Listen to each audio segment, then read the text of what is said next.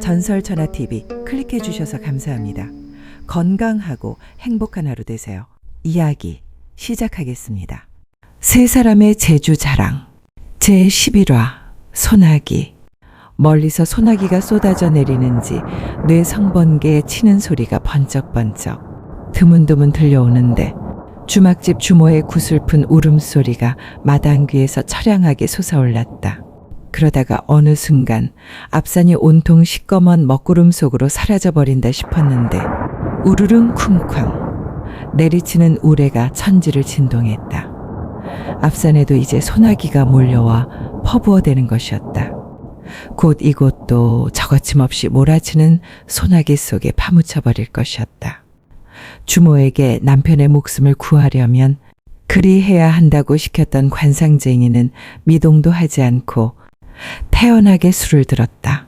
저 관상쟁이는 자기만의 특별한 해안으로 저 주모의 얼굴을 찰나에 뜯어보고 남편에게 닥친 흉사를 예측하고 있음인데 과연 그 예측이 적중할 것인가? 어느 화창한 봄날 매화꽃을 보고 있던 송나라 때 소강절 선생이 두 마리 참새가 매화꽃 위에서 싸우는 것을 보고는 수를 계산하여 점치기를 하였는데 다음날 저녁에 이웃집 소녀가 매화꽃을 꺾다가 매화나무 위에서 떨어져서 다리를 다칠 것을 예측했는데 과연 다음날 소녀가 매화꽃을 꺾다가 주인에게 들켜 도망가려다가 나무 위에서 떨어져 다리를 다치는 것이었다. 노인의 근심스러운 얼굴을 들여다보고 물고기를 먹고 화를 당할 것을 예측하고 소년의 희색이 만면한 얼굴빛을 보고 장가들 것을 예측하고 닭 울음소리를 듣고는 닭이 죽어 삶아질 것을 예측하고 소 울음소리를 듣고는 소가 죽을 것을 정확히 예측하였고 모란의 형상을 보고는 며칠날 오시에 말에게 짓밟힐 것을 예측하고 서림사라는 현판의 글씨 형상을 보고 음란한 여인에게 화를 당할 것을 예측하였으니 과연 인생사 기륭화복을 그 형상을 살핌으로써 정확히 예측하는 경지에 드는 선인도 간혹 있을 수 있는 것이었다. 그렇다고 한다면 저 관상쟁이가 매화나무에서 두 마리 참새가 다투는 것을 보고 매화의 운을 점을 쳐서 그 운명을 예측해 알았다는 소강절 선생의 경지에 들기라도 했단 말인가? 아마도 저 관상쟁이는 저 머리 풀고 울고 있는 주모의 얼굴을 들여다보고는 자기만의 특별한 해안으로 저 주모의 남편이 당장 급사를 당해 죽을 것을 알아보았다는 것이리라. 이제 바람이 몰려오고 비가 듣는지 주막집 마당에도 한 방울 두 방울 빗방울이 마른 흙을 적시고 튀기기 시작했다. 그러더니 삽시간에 굵은 소나기가 내리고 사방이 어두워지더니 이내 사위를 허물어버릴 듯 광풍이 일며 뇌성병력이 또 우르릉 쿵쾅 내리치는 것이었다. 그럴수록 아이고, 아이고 하는 여인네의 통곡 소리는 더 높아만 갔다. 그런데 그 소나기 속에서 새까만 검은 그림자가 헐레벌떡 달려오는 것이었다. 그 검은 그림자는 폭포 같은 소나기가 들이퍼붓는 마당귀에서 관상쟁이가 시킨 대로 아직껏 미동도 하지 않고 서서 서럽게 통곡하고 있는 주막집 주모를 향하고 있었다. 여보, 당신 지금 집안에 무슨 일이 일어났기에 그렇게 머리 풀고 서럽게 울고 있어? 그 검은 그림자는 아침에 산에 나무하러 간 주막집 주모의 남편이었다. 주모의 남편은 마당가에서 머리 풀고 대성통곡하는 아내를 보고 다그쳐 물었던 것이다. 여보, 다름이 아니라 저기 마루 위에서 지금 약주를 자시고 있는 선비님이 만약 이렇게 머리 풀고 울지 않으면 당신이 횡액을 당해 급사를 죽는다고 하여 이렇게 울고 있는 것이오. 주막집 주모가 남편을 바라보며 말했다. 아니, 정녕 저 선비님이 그렇게 하라고 했단 말이오. 남편이 입을 떡 벌리고 말했다. 말을 마친 남편은 불이 나게 마루에서 태평하게 술을 마시고 있는 관상쟁이 앞으로 다가가더니 비에 온통 젖은 몸으로 땅에 납작 엎드려 절을 하는 것이었다. 선배님, 제 생명의 은인이십니다. 절 받으십시오. 갑작스런 사태에 함께 술을 들고 있던 직관과 침술가는 영문을 모른 채 주모의 남편을 멀거니 바라보았다. 비에 흠뻑 젖은 주막집 주모도 의아스런 눈빛으로 남편의 하는 꼴을 망연히 바라보는 것이었다. 그러다가 입을 열었다. 여보, 생명의 은인이라니? 도대체 무슨 영문인가요? 내 말을 좀 들어보. 남편이 엎드려 절을 한 그 자리에서 무릎을 꿇은 채로 말을 하기 시작했다. 아침밥을 먹고 지게를 지고 앞산으로 나무하러 간 남편은 부지런히 나무를 하기 시작했다. 그렇게 나무를 한 짐해서 한 지게 가득 채우고 나무지게를 지고 집을 향해 산길을 내려오는 중인데 하늘에서 잔뜩 새까만 먹구름이 몰려오는가 싶더니 한 방울 두 방울 비가 듣기 시작하는 것이었다. 점점 기세를 더해 들이퍼붓는 소나기를 피해갈 요량으로 남편은 마침 산길 옆에 있는 조그만 동굴로 재빨리 들어갔다. 동굴 안에 나무지게에 작대기를 받쳐놓고 앉아 소나기가 지나가면 집으로 갈 생각으로 멀리 산 아래로 보이는 자신의 집을 바라보았다. 그런데 이게 웬일인가? 마당가에 웬 여인이 서서 머리를 풀어헤치고 아이고. 소리내어 통곡하고 있지 않은가? 멀리 산 아래 눈에 비치는 희미한 여인의 형상을 자세히 뜯어 살펴보니 필시 자신의 아내였다. 소나기가 이리 퍼붓는데 자신의 아내가 저렇게 이상한 짓을 하고 있다는 것은 집안에 필시 무슨 커다란 변고가 있는 것이 분명하다고 판단한 남편은 나무지게를 동굴에다 그대로 두고 그 즉시 빗속을 달려 집으로 갈 생각으로 불이 나게 동굴을 뛰쳐나왔다. 우르르 쿵. 순간 하늘이 무너지듯 뇌성병력이 내리치는가 싶었는데 남편이 들어가 소나기를 피하고 있었던 동굴이 쿵 하고 사납게 무너져 내렸다. 거기 뇌성벼락이 떨어졌던 것이다. 남편은 무너져 내린 동굴을 돌아보며 자신도 모르게 외마디 비명을 질렀다. 찰나의 선택이었다. 만약 그 동굴 안에서 여유롭게 소나기를 피하고 앉아 있었다면 영락없이 저 벼락을 맞아 무너져 내리는 동굴에 묻혀 저승객이 되어버리고 말았을 것이었다. 저 선배님이 아니었다면 어찌 이 집에 다시 발을 들여놓을 수 있었겠소? 남편이 말을 마치며 다시 관상쟁이를 향해 엎드려 절을 하는 것이었다.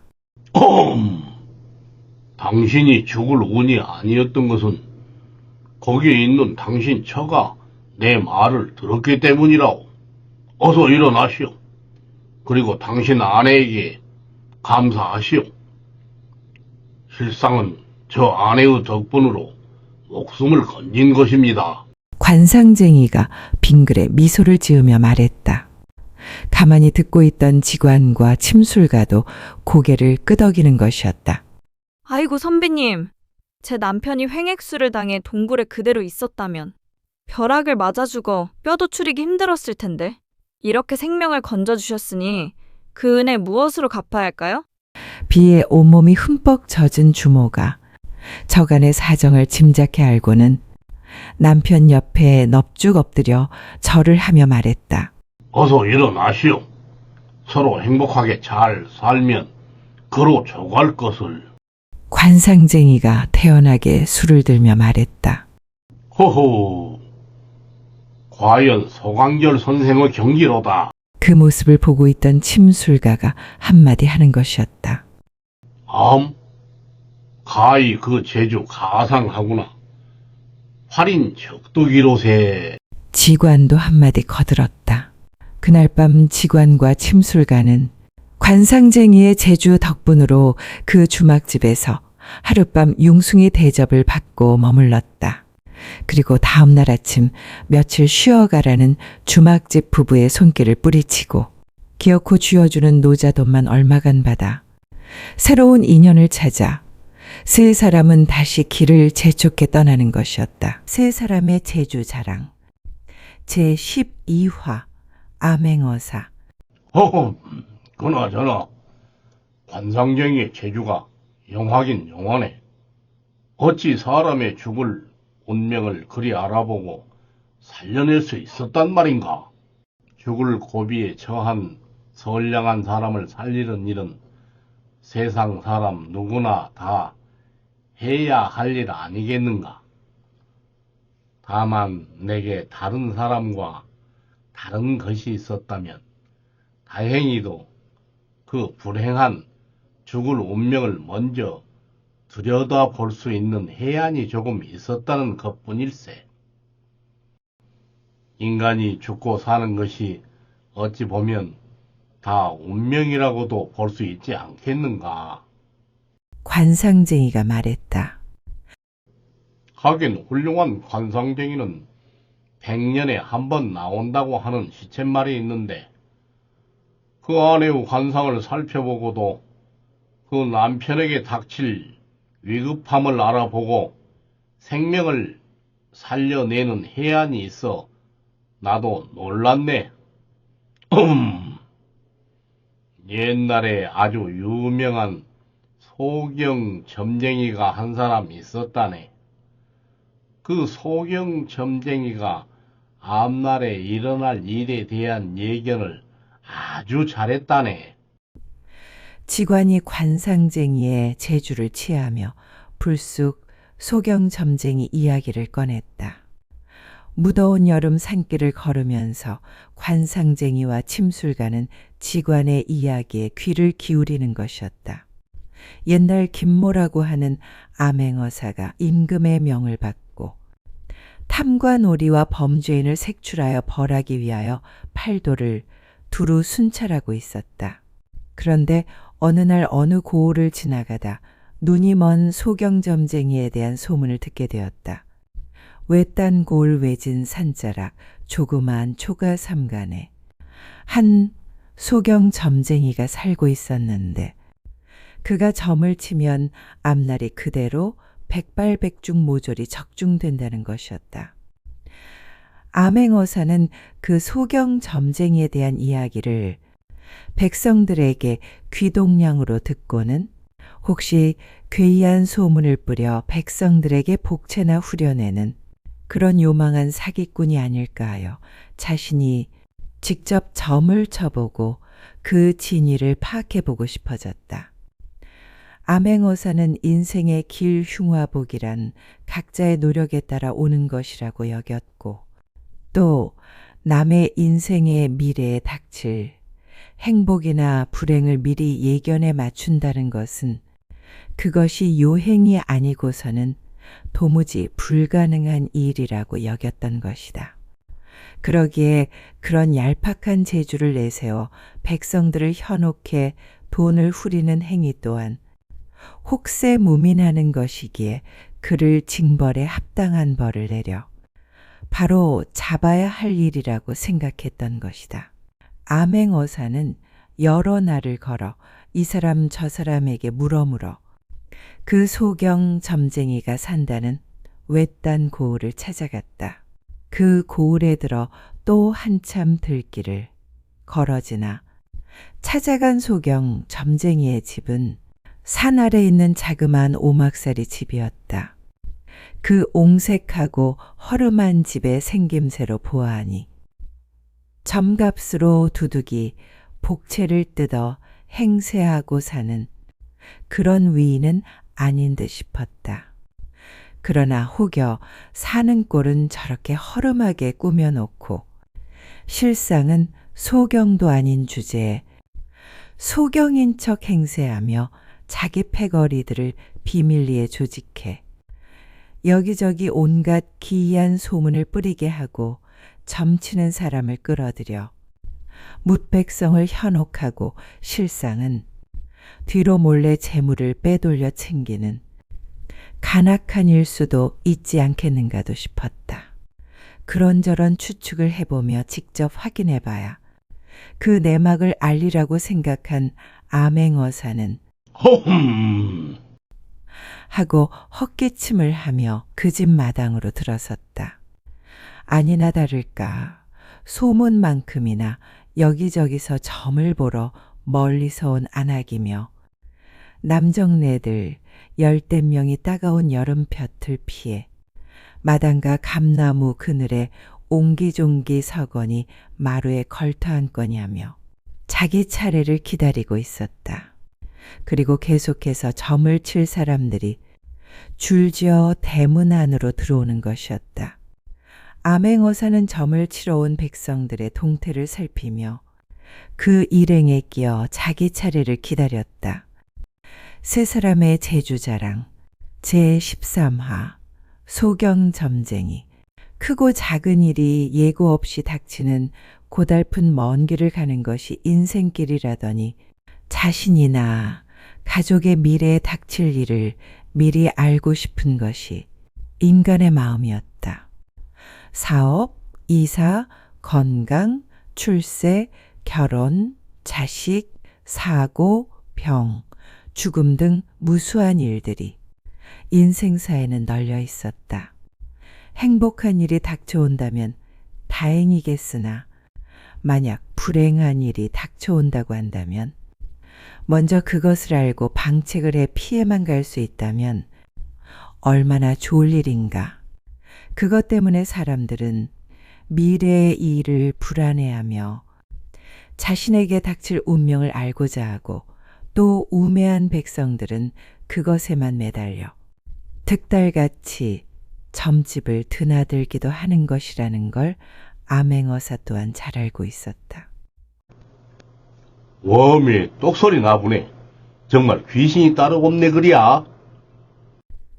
그때 점을 보러 방 안으로 들어갔던 중년의 사내 하나가 혀를 내두르고 탄성을 지르면서 방문을 열고 나오는 것이었다. 과연 떠도는 소문대로 저 소경점쟁이가 사람의 미래에 닥칠 일을 그리 백발백중 정확히 잘 예견한단 말인가?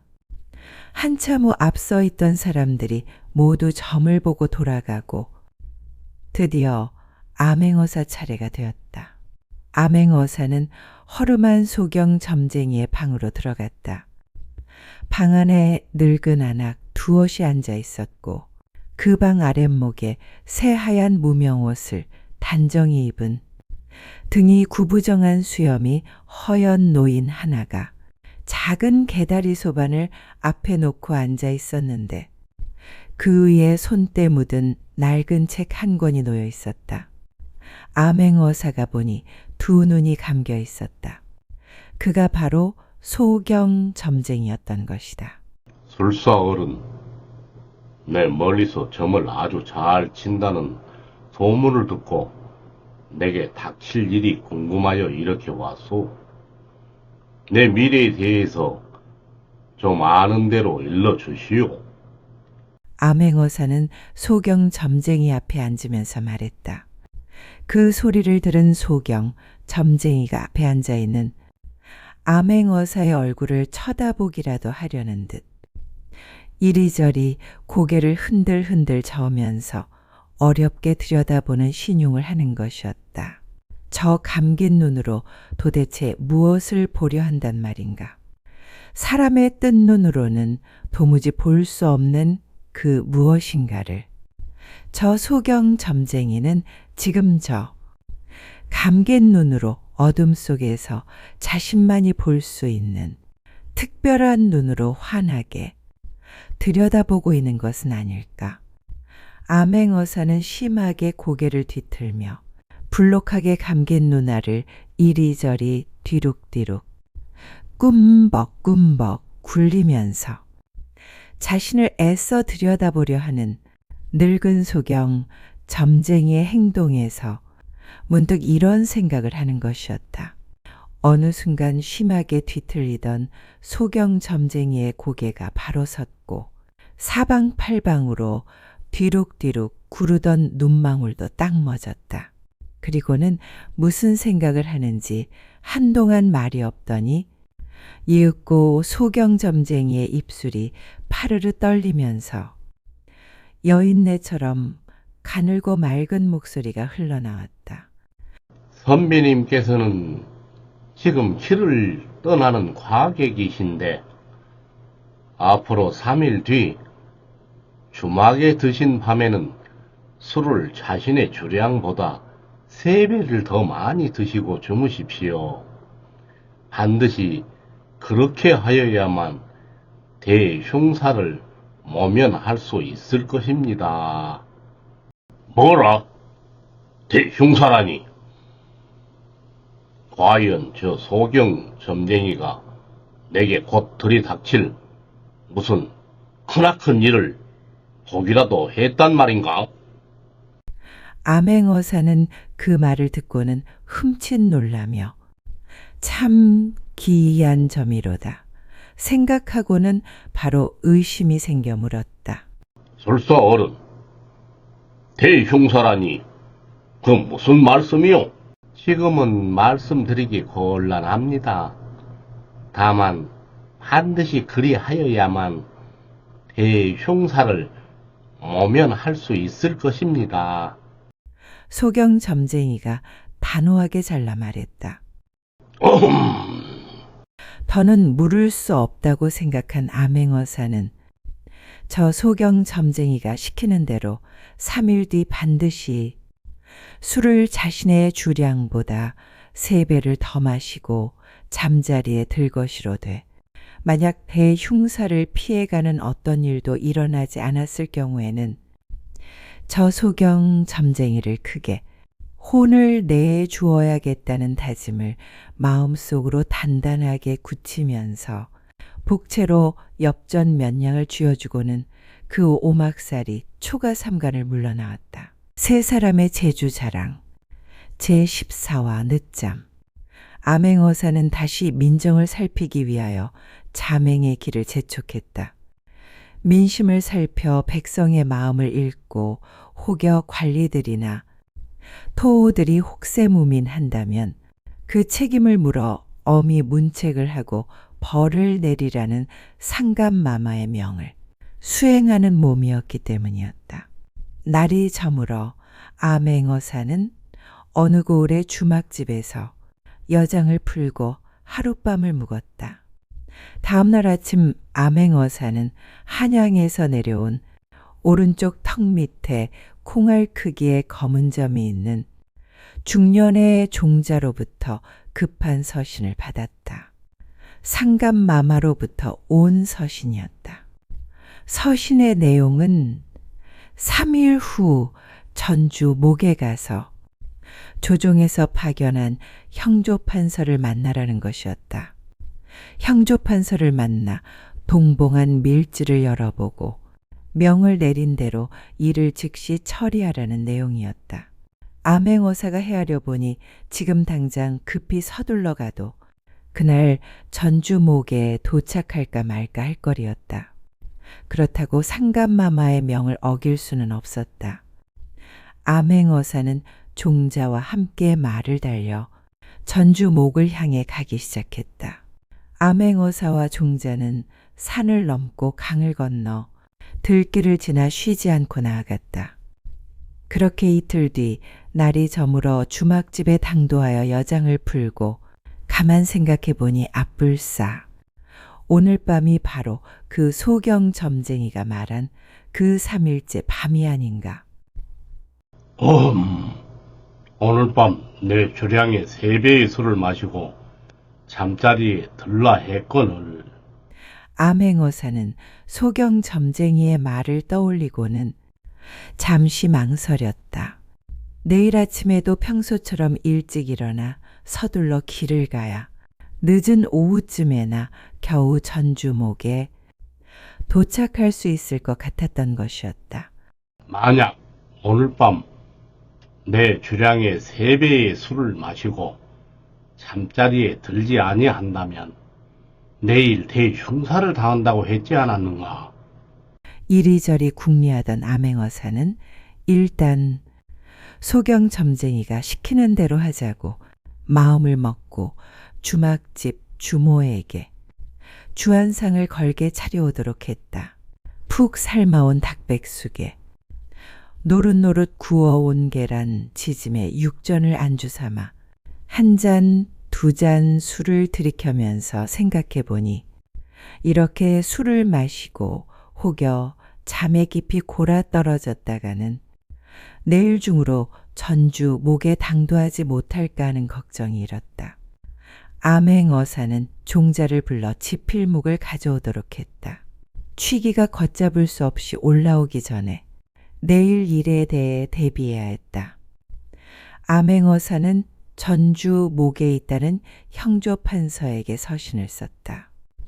오늘 날 저물기 전에 혹여 소신에게 일이 생겨 전주목에 당도하지 못할 줄 모르나 상감마마의 기난 명이 있으니 밤길을 달려서라도 기필코 당도할 테니 기다려 달라는 내용이었다.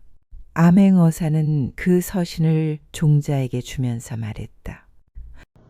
혹여 내일 아침 내가 평소처럼 일찍 일어나지 못한다고 하더라도 너는 나를 개의치 말고 즉시 떠나 이 서신을 전주목에 있는 형조 판서 영감에게 올리거라. 예, 분부대로 거행하겠습니다. 종자가 서신을 가지고 물러갔다. 그렇게 조치하고 난 암행어사는 다시 술을 들이켜기 시작했다. 마음속으로는 만약 내일 어떠한 대흉사도 일어나지 않았을 경우는 그 소경 점쟁이를 반드시 붙잡아 단단히 크게 경을 칠 다짐을 하면서 말이다. 얼마나 술에 만취해 깊은 잠에 빠졌던 것일까. 암행어사는 극심한 갈증을 느끼고 눈을 떴다.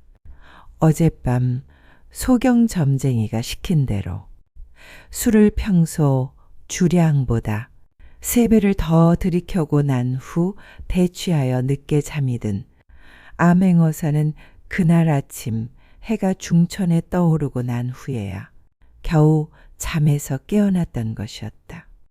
어이구, 내가 어젯밤 너무 취해 잠을 많이 잔 것이로구나. 암행어사는 깜짝 놀라 벌떡 일어나 밖으로 나갔다.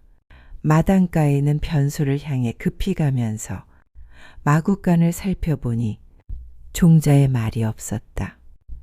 평소처럼 아침 일찍 깨어난 종자는 암행어사가 지난밤 술을 많이 마셔 도무지 잠자리에서 일어나지 못함을 알고 서둘러 아침을 먹고는 전주 목을 향해 서신을 가지고 먼저 길을 떠났던 것이었다.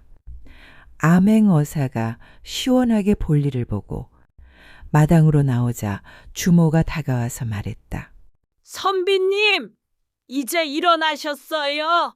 아침 일찍 같이 왔던 사람이 떠나면서 분부하신 대로 하겠다고 말씀 전하라고 했습니다. 어제 술을 많이 드셨는데 어서 속풀이 술국이라도 좀 드셔야지요. 암행어사는 쓰린 속을 부여잡고 조반을 건성으로 들고는 부랴부랴 말을 달려 전주를 향해 길을 떠났다. 한참 동안 좁고 거친 산길을 지나 너른 들길로 접어들었다. 그렇게 또 넓은 들길을 얼마간 달려 이윽고 들 끝에 이르렀다. 그 들 끝에는 넓은 강이 가로막고 있었는데 시퍼런 강물이 넘실넘실 굽이쳐 흐르고 있었다. 자세히 살펴보니 그 강물 위로 본시 우마가 왕래해도 될 만큼 튼튼한 나무다리가 놓여 있었던 듯 싶었다. 그런데 10서너 발 건너부터 그 나무다리가 금방 모조리 급한 물살이라도 사납게 죄다 뜯겨 휩쓸린 듯 뚝 끊어져 있지 않은가. 갈 길은 급한데 저 나무다리가 아니고서는 도무지 말을 타고 저 강을 건널 수는 없었다. 이를 어쩐다. 암행어사는 망연히 그 끊어진 나무다리 밑으로 굽이치는 사나운 물살을 멀리 바라보았다. 세 사람의 제주자랑 제15화 물난리 때마침 강 건너에서 4-5명 사람들을 태워 실은 작은 나룻배가 이쪽 강가를 향해 멀리서 다가오고 있었다. 이윽고 그 배의 뱃사공이 노를 저어 강가로 다가왔다. 암행어사는 말에서 내려 검고 흰 턱수염이 너저분한 늑수그레한 나룻배 뱃사공에게 다가가며 말했다. 저 나무 다리가 본시 저렇게 끊어졌더란 말인가? 아이고 선비님, 말씀도 마십시오. 지난밤 강 위쪽으로 엄청난 폭우가 내려 사나운 강물이 갑자기 한꺼번에 휩쓸려 내려와 물난리가 나서 오늘 아침에 저 나무다리가 모조리 휩쓸려 내려가 버렸습니다. 그런 바람에 그 시각 다리 위로 강을 건너던 수많은 사람들이 모조리 물에 휩쓸려 물에 빠져 죽고 말았지요. 뭐라? 그게 정말이란 말인가? 암행어사는 눈을 휘둥그렇게 뜨고 깜짝 놀라 말했다. 그렇고 말고요. 산더미만큼 커다란 강물이 파도처럼 한꺼번에 몰아닥쳤지요. 그건 소인도 난생 처음 경험했지요. 지금 죽은 사람 건진다고 강 하류 쪽으로 사람들이 죄다 몰려갔어요. 그래? 그렇다면 그 시각이 어느 때쯤인가?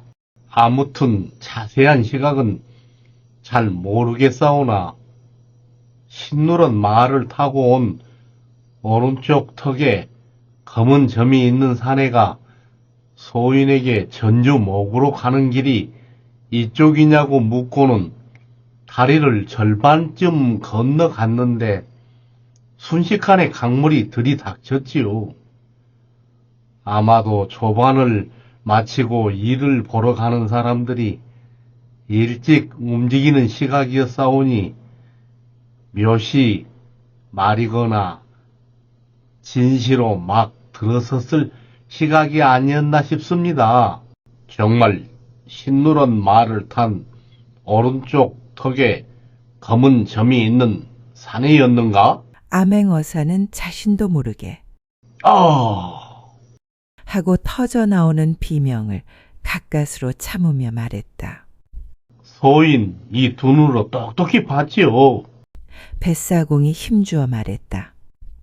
뱃사공이 말한 흰누런 말을 타고 온 오른쪽 턱에 검은 점이 있는 전주목으로 가는 길을 물은 사내는 정녕 암행어사가 먼저 떠나보낸 종자임이 틀림없었다. 암행어사는 벌린 입을 닫지 못했다.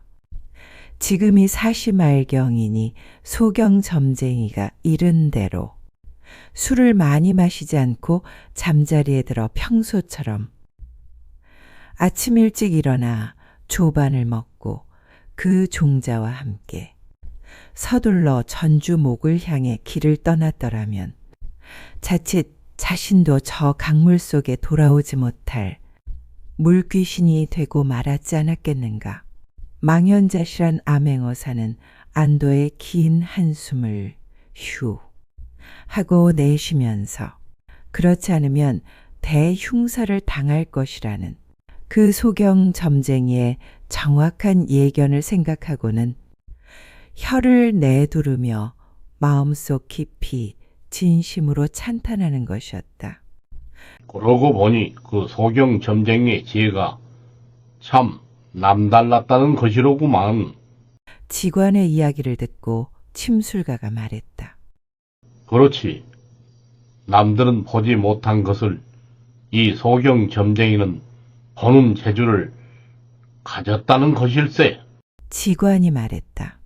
세상 일이란 남들이 다 볼 수 있는 것을 보는 사람이 있는 반면에 남들이 다 보는 것은 보지 못해도 남들이 절대로 보지 못하는 것을 보는 사람도 있는 것일세. 그렇다고 어찌 그것이 특별한 재주일 것이겠는가? 그 재주란 것이 필요한 사람에게 쓰여질 때 비로소 그 재주가 빛을 바라는 것 아니겠는가? 그러나 별 쓸모도 없는 재주를 특별하게 여기어 그것으로 사람들을 현혹하여 돈이나 혹은 다른 무엇을 갈취하는 데만 쓰인다면 그것은 군자로서는 결코 해서는 아니 될 일일세. 관상쟁이가 준엄이 제주의 경계를 가르고 들었다.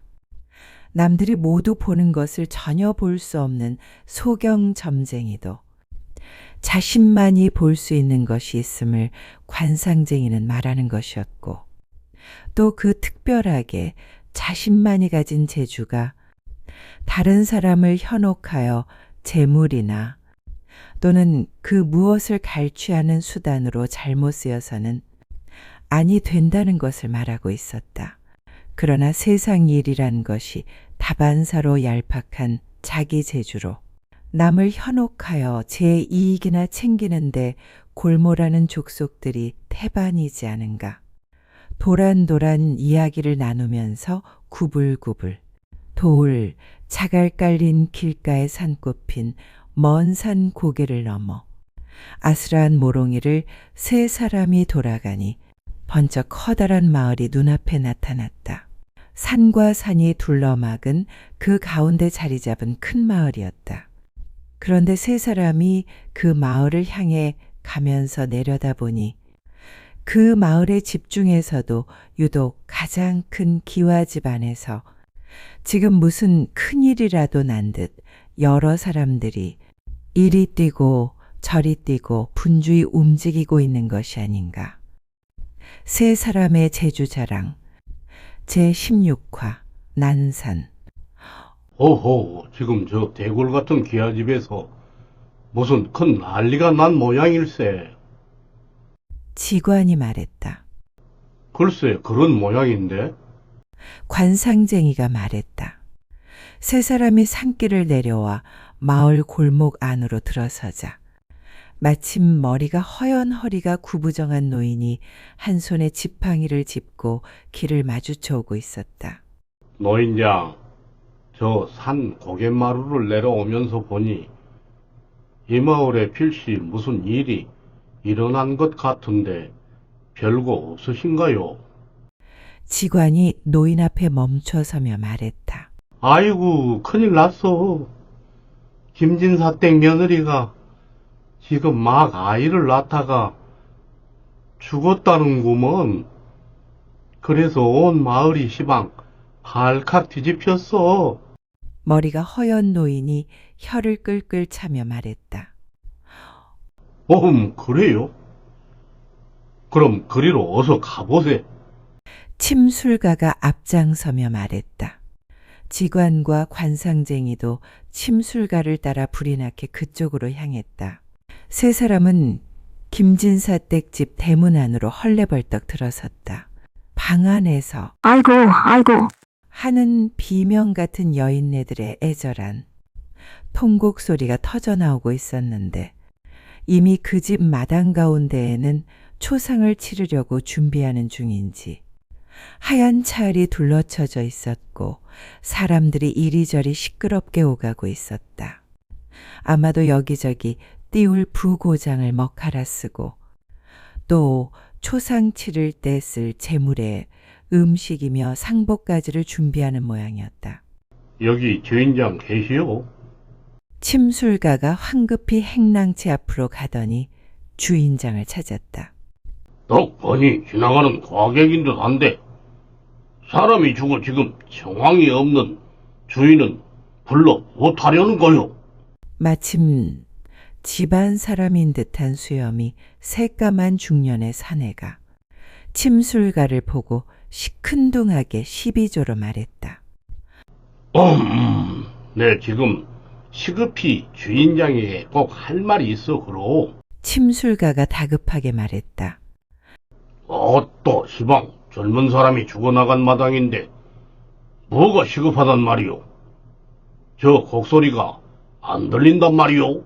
중년의 사내가 귀찮다는 듯 침술가를 쏘아보며 대번 목소리를 높여 사납게 말했다. 허험, 그 일로 내 주인장을 지금 찾는 거요.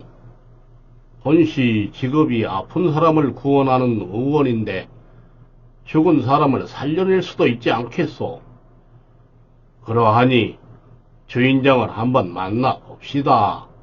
침술가가 답답하다는 듯 자신의 직분을 말하며 자세히 설명했다. 침술가의 말을 들은 사내가 마뜩 차는 표정으로 위아래로 행색을 훑어보더니 행랑채 안으로 들어갔다. 그리고 잠시 후 초췌한 김진사가 하얀 수염을 쓸며 마루로 나와 마당에 서 있는 세 사람을 굽어보며 말했다. 도대체 무슨 볼일이 있어 나를 찾는 게요. 저는 길고 가는 과객인데 배워놓은 의술이 있어 이대규 며느리가 아이를 낳다가 죽었다는 말을 듣고 혹시 보탬이 될까 싶어 진맥이나 한번 해볼 수가 있을까 하고 왔습니다. 의술은 본시 인술이라고 했으니 제 침 놓는 재주로 며느님에게 침을 놓아 만에 하나 회생할 수만 있다면 그 이상 좋은 일이 없지 않겠습니까? 침술가가 정중하게 말했다. 그래요? 지나가는 과객이 그런 용한 재주가 있단 말이요?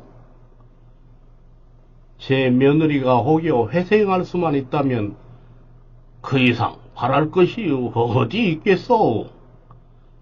어서 나를 따라오시오. 그 말을 들은 김진사가 반색을 하고 말하며 버선발로 훌쩍 마당으로 뛰어내려와 침술가를 데리고 앞장서서 고래등 같은 안채의 며느리 방으로 황급히 데리고 들어갔다. 아이를 낳으려고 용을 쓰다가 방금 숨이 끊어져 버렸으니 기대 반, 의심 반 혹시나 하는 마음으로 김진사는 침술가를 데리고 갔던 것이다. 김진사 입장에서는 믿져야 본전일 터이니 의당 그렇게 할 밖에는 없었던 것이다. 방 안에는 배가 남산만큼이나 부풀어 오른 숨이 끊어진 여인네가 하얀 이불에 덮여 반드시 누워 있었고 해산을 도왔는지 손에 피 얼룩이 묻은 시어머니의 친정어머니, 일가 친척인 듯한 나이든 아낙들이 서너 설게 통곡을 하고 있었다. 자, 그만 어서 비키시오. 김진사가 서둘러 늙은 아낙들을 물리쳤다.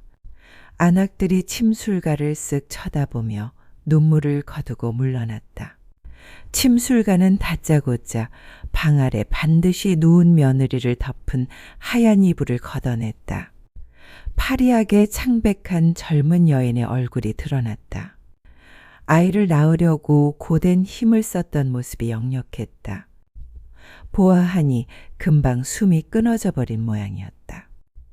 침술가가 그 앞에 앉아 싸늘히 식어가는 며느리의 손목을 잡고 진맥을 하기 시작했다. 그러던 어느 순간 침술가의 얼굴에 알듯 모를 듯 희미한 회심의 미소가 스쳐 지나갔다. 꺼져가는 생명의 마지막 불씨라도 발견한 것일까? 후 하고 입김을 불면 벌겋게 번져들며 확 하고 살아 타오를 불씨라도 발견한 것일까?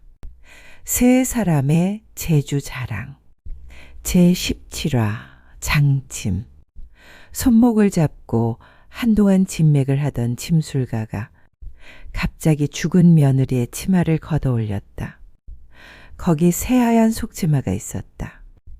그것마저 사정없이 걷어올리는 것이었다.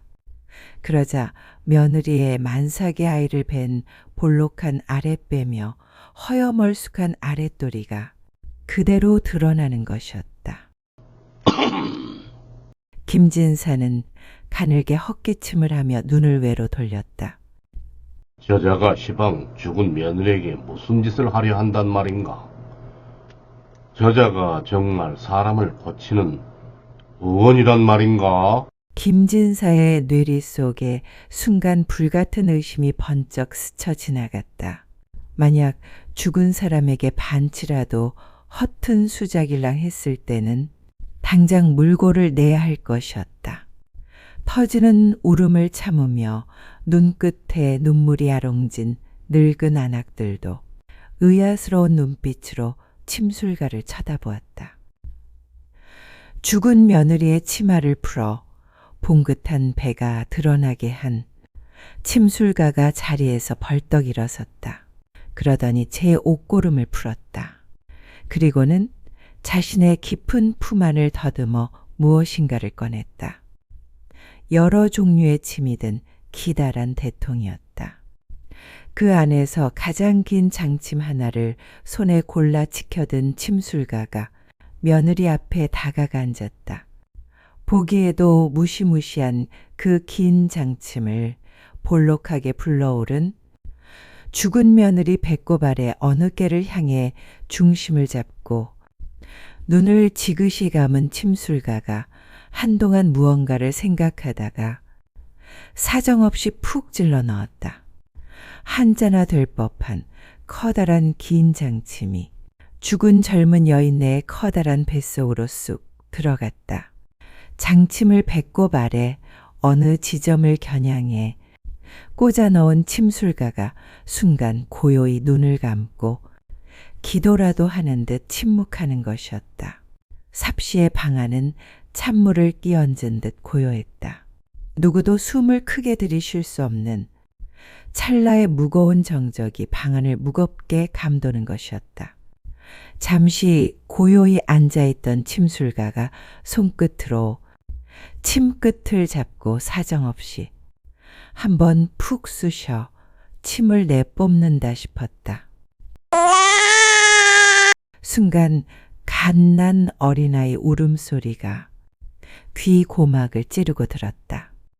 어느 결인가 죽은 듯이 누워있던 산모가 거친 숨을 크 하고 사납게 몰아쉬는가 싶었는데 순간 건강한 어린 사내아이 울음소리가 우렁차게 온 방 안을 휘황찬란하게 사납게 뒤흔들었던 것이었다. 그때 죽어있던 산모가 거친 숨을 길게 몰아쉬며 감았던 눈을 희미하게 뜨고 주위를 돌아보았다. 오메, 죽은 사람이 살아났네? 아들이야, 아들. 침술가를 에워싸고 이제나 저제나 무슨 기미가 없나 지켜보던 주위에 있던 늙은 안악들이 와 하고 동시에 탄성을 질렀던 것이었다. 그제야 침술가는 휴 하고 긴 한숨을 내쉬며 자리를 털고 일어섰다. 삽시의 초상집이 환희의 장소로 탈바꿈되었다. 죽은 사람을 위해 쳤던 차알은 이제 새 생명의 탄생을 축하하는 잔치연의 차알로 바뀌었고 슬픔은 모조리 기쁨으로 전환되었다. 죽었다는 산모도 살아나고 건강한 사내아이도 낳았으니 그 이상 기쁜 일이 없었던 것이었다. 호호, 과객은 하늘이 내린 천하의 명이 아니 신이 올시다. 가히 화타의 경지 올시다. 의심 반, 기대 반 초조하게 침술가 옆에 앉아있던 김진사가 털썩 무릎을 꿇고 침술가의 손을 와락 끌어잡으며 말했다. 김진사 어른, 무슨 과찬의 말씀을? 침술가가 말했다. 아니, 무슨 겸손의 말씀을. 김진사는 침술가의 손을 잡고 행랑방으로 향했다. 행랑방 아랫목에 자리하고 앉아 혀를 내두르며 김진사가 다시 말했다. 네, 이렇게 흰 수염이 나도록 살았어도 죽은 사람을 살려냈다는 의원은 그대 선비가 처음이요. 이 기쁜 경사가 어디에 있겠소? 도대체 그 비법이 무엇이오? 세 사람의 제주 자랑 제18화 그림 속의 여인. 오호, 김진사님. 별 말씀 다 하십니다. 며느리가 애를 낳다가 죽었다고 하는 것은 며느리가 병이 있어 죽은 것이 아니니 필시 죽었다면 뱃속의 아이가 사고를 내 죽은 것이 아니었겠습니까? 더구나 며느님이 죽은 것이 아니라 얘를 낳다가 기력이 떨어져서 잠시 기절해 있었던 것이라 제가 살려낼 수 있었던 것뿐입니다. 침술가가 김진사의 며느리를 진맥한 내력을 말했다.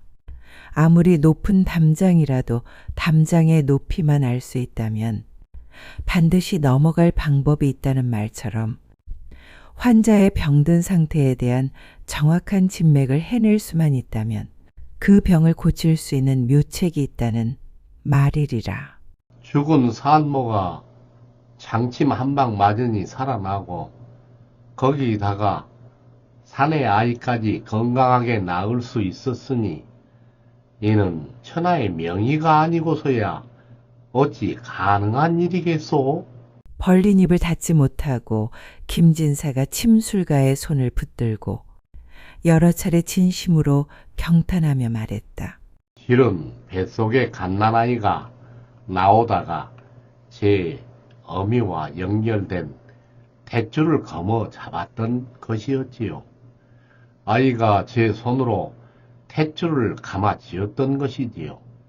그래서 그 탯줄 거머쥔 무명지에다가 장침을 놓았던 것이지요. 그러니 갓난아이가 따끔하니 아프니 순간 쥐고 있던 탯줄을 놓았던 것이 아니었겠습니까? 침술가가 침 놓은 내력을 자세하게 말했다. 들어보니 그 침 놓는 경지가 이루 형언할 수 없었다. 아이가 나오다가 탯줄을 거머쥐었다는 말에서부터 그 탯줄 거머쥔 무명지에 정확히 침을 놓았다는 말이 가히 신인의 경지였던 것이었다. 그 어린아이가 따끔하게 침을 맞고 아파서 순간적으로 탯줄을 거머쥐었던 손을 놓아 무사히 출산할 수 있었고 그 바람에 산모가 잃었던 기력을 회복해 살아났다니 말이다. 허허, 이 늙은이는 들어도 도무지 알지 못하겠소. 세상에 그런 경지가 있기는 있는 것이오. 아무튼 이 이상 즐거운 일이 어디 있겠소. 오늘 이 기쁨을 동네 사람들과 함께 나누겠소. 소와 돼지를 잡고 곳간에 곡식을 내어 밥과 떡과 술을 빚어 온 동네 사람들과 함께 이 기쁨을 나누겠소. 이럴 때 쓰라고 재물이 있는 것이 아니겠소. 기쁨에 들뜬 김진사가 환하게 웃으면서 말했다. 침술가와 직관과 관상쟁이는 침술가의 제주 덕분으로 김진사 댁에서 진수성찬을 대접받으며 선언할 즐거운 축제 분위기에 젖어들었다. 평생이라도 행랑채에 머물라는 김진사의 권유를 뿌리치고 얼마간의 여비를 얻은 세 사람은 다시 세상 속으로 길을 떠나는 것이었다. 사람의 재주란 필요한 사람을 향해 수고롭게 찾아가는데 그 가치가 있고 또 의미가 있는 것이었다. 어느 좋은 곳에 그 재주를 걸어놓고 한가하게 붙박아 앉아 일신 호의호식하는 데나 쓰는데 그 용도가 있지 않다는 것을 세 사람은 익히 잘 알고 있었던 것이었다. 어흠, 관상쟁이가 그 재주로 용케 죽을 운명의 사람을 살려내더니 이번에는 침술가가 단단히 한몫하였네 그려. 그나 덕분에 잘 먹고 잘 지냈네. 직원이 앞서 걸으며 말했다. 허허, 다행히 내가 지닌 재주가 김진사 댁 며느리와 연이 맞아 구원할 수 있었거늘. 그게 어찌 내 재주란 말이던가? 더구나 하늘이 준 재주가 있다면 그것은 필시 나만을 위한 것이 아니거늘 어찌 그것을 내 재주라고 할 것인가? 침술가가 근엄하게 말했다. 그것은 참으로 의미 있는 말이었다. 세상에서 얄팍한 재주라도 얻어익힌 자들은 모조리 그 재주를 팔아 제 뱃속이나 채우고 지위나 높이는 것이 고작이거늘 그 재주를 펴서 세상과 세상 사람을 이롭게 하는 근본적인 목적과는 거리가 멀어졌으니 그 점을 침술가는 예리하게 진단하는 말을 하고 있었던 것이다. 예를 들어 장사나 사업을 해 돈을 버는 재주를 가진 사람이라야 고작 그 재주를 통해 저 혼자나 부자가 되는 것에 그쳤을 뿐이라면 천하 만민은 그 사람의 그 재주 때문으로 굶주려야 하는 고통 중에 떨어지기도 하는 것이었다. 작금의 시대를 통찰해 보면 그것은 더더욱 명약관하였다.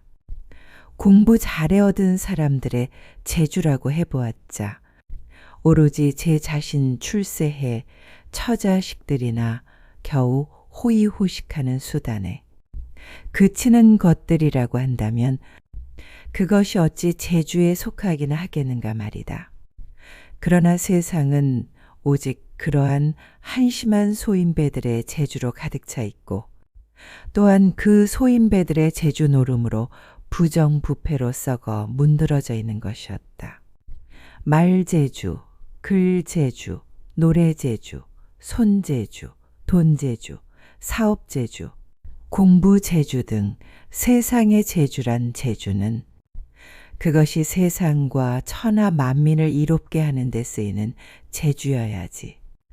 사사로운 탐욕을 향한 자신만을 이롭게 하는 재주에 그친다고 한다면 그것은 결국 혹세무민하는 꼴이 되고 마는 것이었다.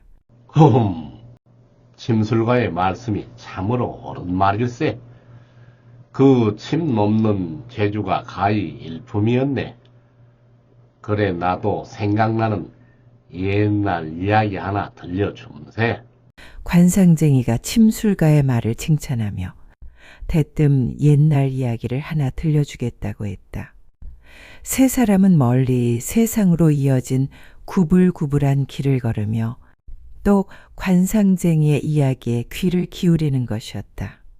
한양 땅의 지체 높은 이정승이 살고 있었다.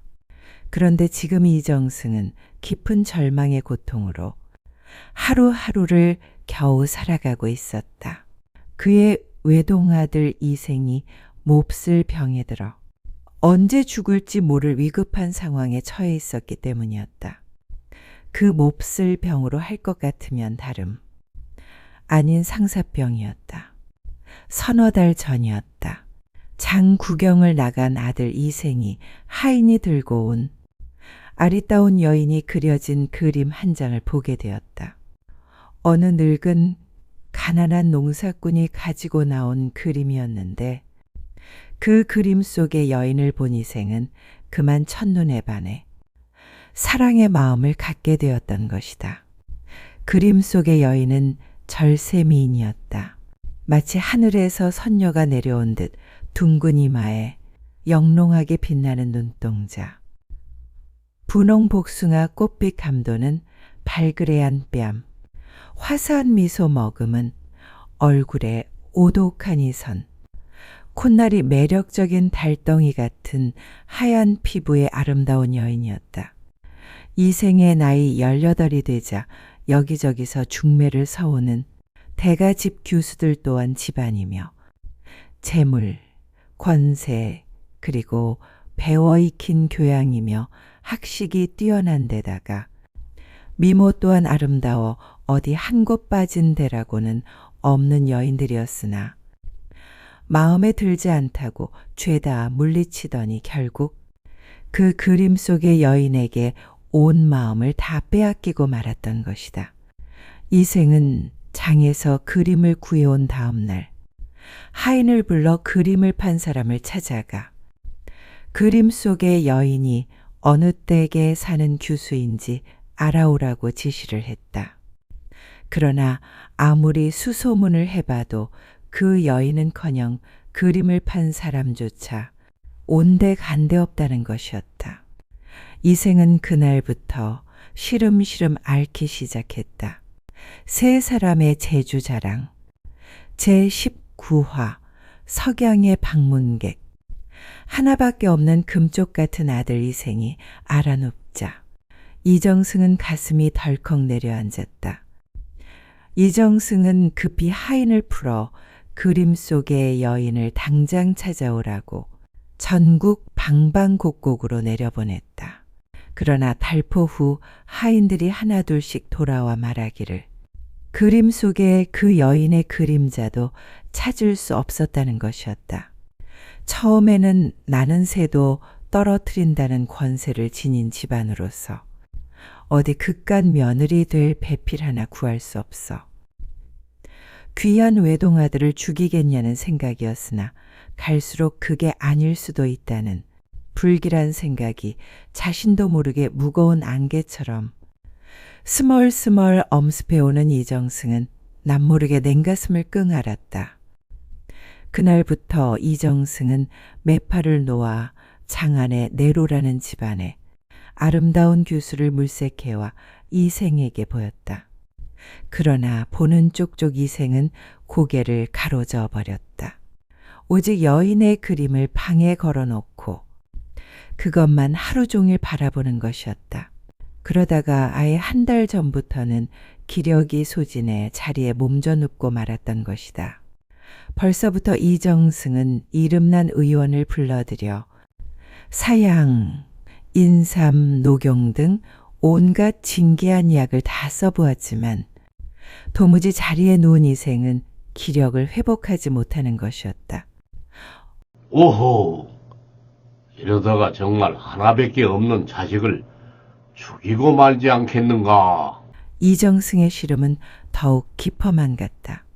그러던 중 이 국리, 저 국리 끝에 이정승은 한 가지 묘안을 생각해냈다. 이정승은 아들 이생의 병을 고쳐주는 사람에게 자신이 가진 재산의 절반을 나눠주겠노라고 전국에 방을 붙였다.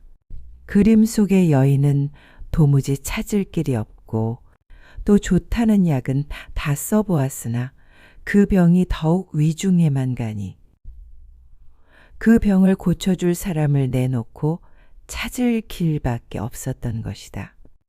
길거리마다 방을 붙여놓고 여러 날이 지났으나 개미새끼 한 마리 문전에 얼씬거리지 않았다. 하긴 한양의 내로라는 의원들이 사양, 인삼, 녹용 등 세상의 명약을 모두 먹여도 도무지 차도가 없는 병이라는 소문이 은연중에 나돌았으니 쉬 그 병을 고치겠다고 나서는 이가 없었던 것이다. 이정승이 가슴 졸이며 애태우던 시간이 또 얼마나 더 지났을까. 하루하루 기력이 쇠약해가는 아들 이생을 지켜보다가 수심이 가득한 얼굴로 긴 한숨을 내쉬며 방문을 닫고 나오는 어느 석양 무렵 하인이 다가와 죽장을 든 노인 하나가 집에 찾아왔다고 말했다.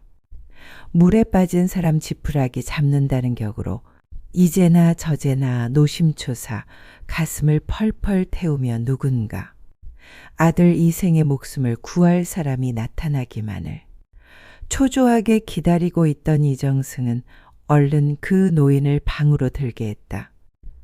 방문을 열고 들어오는 하얀 수염을 기다랗게 늘어뜨린 노인을 보니 그 온화한 듯 근엄한 인상이 무언가 심오한 도를 섭렵한 도인의 모습이었다. 이정승은 기대에 가득 찬 얼굴로 자리에서 벌떡 일어서서 노인을 맞았다. 어서 들어오시오. 정승 나리의 아드님이 어떻게 아프시길래 그렇게 전국 방방곡곡에 방을 다 붙이셨습니까? 노인이 자리에 앉으며 말했다. 다름이 아니오라. 서너 달 전 장에서 사온 그림 속의 여인을 보고 사랑에 빠져 그만 절이 되었습니다. 이정승은 그간의 사연을 털어놓았다. 허허, 그래요? 본시 상사의 병은 약이 없다고 그러지 않았소. 그 여인을 찾을 수 없다면 잘못하다간 아들을 놓칠 수도 있지 않겠소. 노인이 근심 어린 얼굴로 말했다. 그래 지금 이렇게 제 가산의 절반을 내주겠다는 약조의 방을 전국 방방곡곡에 내걸고 아들의 목숨을 구할 귀인을 찾고 있는 것이 아니겠소. 이정승의 안타까운 심정을 내보이며 말했다. 이 늙은이가 아들을 한번 보고 싶은데 어떻소? 노인이 말했다. 그래 좋지요. 어서 그리로 가십시다. 이정승은 물에 빠진 사람 지푸라기 잡는다는 다급한 마음으로 자리에서 벌떡 일어나 노인을 데리고 아들 이생의 방으로 들어갔다. 쇠약해질 대로 쇠약해진 이생은 겨우 눈만 뜨고 가는 숨을 내쉬고 있었다. 노인은 이생의 손목을 잡고 지그시 맥을 짚어보았다. 그러다가 무심코 벽에 걸린 그림을 바라보더니 소스라치게 놀라는 것이었다. 어허, 저 그림이 왜 이곳에 있는 것입니까? 서너 달 전에 장에서 사온 그 그림입니다. 바로 저 그림이 아들의 병에 화근이 되었지 뭡니까? 이정승이 말했다. 저 그림을 여기서 만나게 되다니 참 이상도 하구나. 노인이 혼자 소리로 말했다. 뭐라? 혹여 노인장께서는 저 그림 속의 여인이 누군 줄 알고 계십니까? 분명 노인의 눈빛이나 말하는 투가 저 그림 속의 여인을 필시 잘 알고 있는 듯 싶다고 느낀 이정승이 다급한 마음으로 물었다.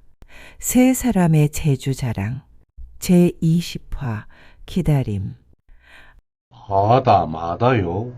이 늙은이가 너댓 달 전에 소장하고 있는 그림 한 점을 도둑 맞았는데 바로 저 그림입니다. 뭐라? 저 그림을 도둑 맞았다면 저 노인이 저 그림의 주인일 테고 그렇다면 저 그림 속의 여인이 누구인 줄 아주 잘 알고 있지 않겠는가? 순간 그 말을 들은 다 죽어가는 아들 이생은 깊은 숨을 몰아쉬었는데 창백한 얼굴에 금세 발글에 화기가 도는 것이었다. 이정승은 채통이고 뭐고 생각할 겨를도 없이 그 자리에서 풀썩 무릎을 꿇고 말했다. 노인장, 내 아들만 살려주신다면 내 가산을 전부 팔아서라도 그 은혜에 보답할 테니 제발 내 아들을 좀 살려주시오. 아이고, 일국의 대정승나리께서 이러시면 되겠습니까? 아들의 목숨은 이제 걱정 마십시오. 진즉에 방을 붙였더라면 이렇게까지 고생을 하지 않았을 텐데 어서 일어나십시오. 노인이 깜짝 놀라 이정승 앞에 무릎을 꿇고 말했다. 아들의 목숨만 살려낼 수 있다면 내 무슨 일인들 못하겠소. 노인장, 제발 내 아들을 살려주시오. 이정승은 저 노인이야말로 아들 이생을 구해낼 수 있는 유일한 사람이라고 생각하며 다시 애걸하듯 말했다. 걱정하실 것 없습니다. 저 그림 속의 여인은 실은 제 조카 딸입니다. 뭐라고? 저 그림 속의 여인이 저 노인의 조카 딸이라고? 그 말을 들은 이정승은 찰나에 벌어진 입을 닫을 줄 몰랐다. 이제 아들 이생의 목숨은 건진 거나 다름없었다. 이정승의 마음은 금세 기쁨으로 들떠오르는 것이었다. 그러나 혹여 저 노인이 허풍을 친 것은 아닐까 하는 의심이 가슴 한구석에서 문득 일어나는 것이었다. 노인이 다시 입을 열었다. 정승날이, 그런데 지금 문제가 있군요.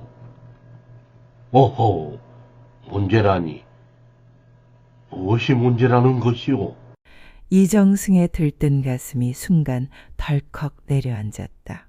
이정승은 자신도 모르게 번쩍 고개를 들고 노인을 쳐다보며 말했다. 지금 도련님의 병이 위중하여 몸을 가누지 못할 지경이니 저의 조카 딸과 서로 만나려면 무엇보다도 우선 원기부터 회복해야 하지 않겠습니까?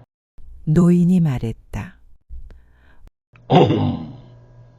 듣고 보니 정말 그렇군요.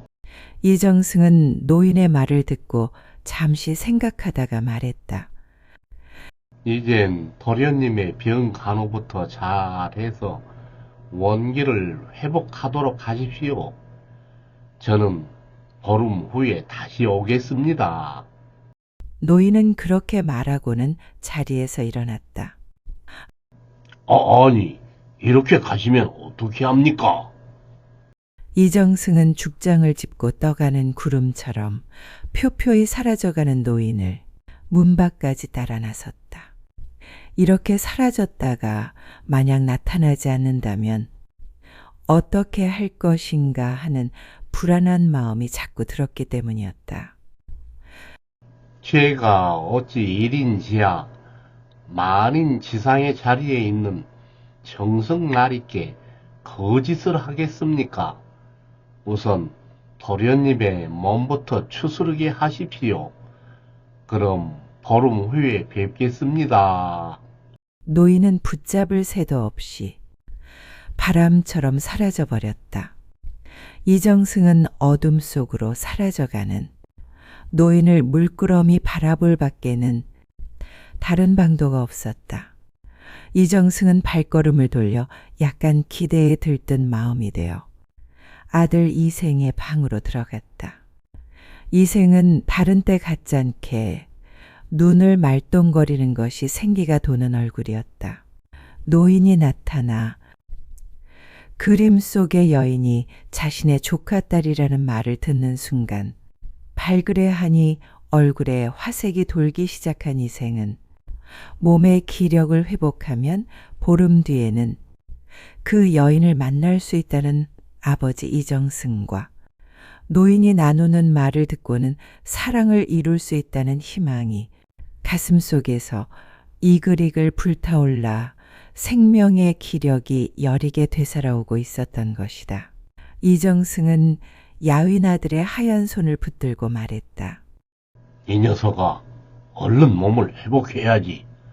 이젠 저 그림 속의 여인을 만나볼 수 있게 되었으니 기운을 차리고 어서 벌떡 일어나거라. 이 아비가 반드시 저 여인과 혼례를 성대하게 올려주리라. 예, 아버지. 그 말을 들은 자리에 누운 아들 이생은 기쁨 가득한 얼굴로 가느다랗게 말했다. 그래, 아들아. 어서 기운을 차려야지. 말도 못하고 하루하루 혹한 가뭄에 무이파리처럼 시들어만 가던 아들 이생의 얼굴에 핏기가 돌고 가늘게 말까지 하는 것을 본 이정승은 이젠 아들을 살릴 수 있겠구나 하는 기대로 가슴이 순간 부풀어 오르는 것이었다. 그러나 이정승의 마음 한구석에서는 과연 그 노인의 말이 정말일까 하는 의심이 자꾸 일어나는 것이었다. 그렇다고 그 노인의 말을 믿지 않을 수도 없었다. 오직 믿고 기다리는 길밖에는 없었다. 이생은 빠르게 회복했다. 음식이라고는 입에 대지 않아 야위어만 가던 이생이 그날 밤부터 보약과 미음을 한 수저씩 입안으로 넘기기 시작하더니 닷새 후에는 스스로 밥을 떠먹고 자리에서 일어나 앉아 걸을 수 있게 되었다. 그러더니 열흘이 지나자 집안 마당을 지나 정원을 거닐었다. 움푹 꺼진 눈두덩이도 보약해 살이 부풀어 오르고 광대뼈가 도드라지던 야윈 얼굴 모습도 사라져 평소 건강한 모습을 거의 회복했던 것이다. 이렇게 며칠만 더 있으면 예전의 모습을 완전히 회복할 수 있을 것만 같았다. 아들 이생의 건강이 하루가 다르게 회복해가는 모습을 본 이정승은 하루하루가 기쁨으로 마음이 들떠올랐다. 세상에서 자식 이기는 부모 없고 또 자식만큼 소중한 것이 없다더니 그 말을 실감하는 것이었다. 그럴수록 마음 한구석에서는 불안이 자리를 잡고 안개처럼 스멀스멀 피어오르는 것이었다. 만약 그 노인이 보름 후에 나타나지 않는다면 다시 이생은 몸져 누울 것이 뻔했다. 그렇다면 어찌해야 할 것인가? 전설천하 TV 이야기 재밌게 들으셨나요? 다음 이야기 계속해서 들으시려면 구독, 좋아요, 알림 설정 꼭 해주시기 바랍니다. 오늘 하루 건강하고 행복한 하루 되세요. 감사합니다.